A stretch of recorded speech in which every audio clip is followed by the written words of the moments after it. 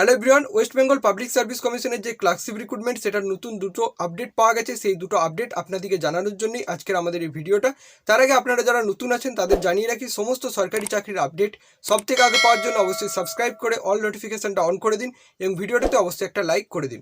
দেখুন, West Bengal public service কমিশনের পক্ষ থেকে জানানো হয়েছে ক্লার্কশিপ পোস্টের জন্য যে ডকুমেন্ট আপলোডের নির্দিষ্ট তারিখ দেওয়া হয়েছিল, টোটাল 1213 জন ক্যান্ডিডেট ওই নির্দিষ্ট তারিখের মধ্যে কিন্তু ডকুমেন্ট আপলোড করেনি, অর্থাৎ তারা ডিভি স্কিপ করেছে।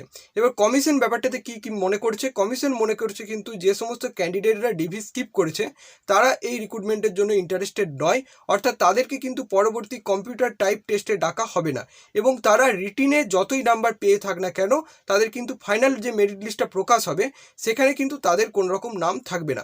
এবার আপনারা অনেকে আছেন যারা ডিভি স্কিপ করেছেন, তারা হয়তো আদার্স অন্য কোনো সার্ভিসের সঙ্গে যুক্ত আছেন বা অন্য কোনো সার্ভিসে আপনাদের হওয়ার সম্ভাবনা আছে, তাই আপনারা সত্যিই কিন্তু ইন্টারেস্টেড নয়।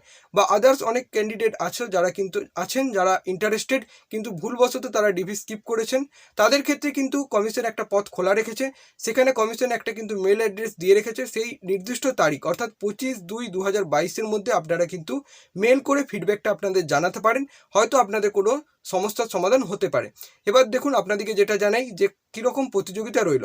টোটাল ক্যান্ডিডেট কিন্তু আগে যেটা ডাকা হয়েছিল 1:1.4 রেটিও অনুসারে, সেখানে ক্যান্ডিডেট ডাকা হয়েছিল 9693 জনকে কিন্তু ক্যান্ডিডেটের ডাকা হয়েছিল।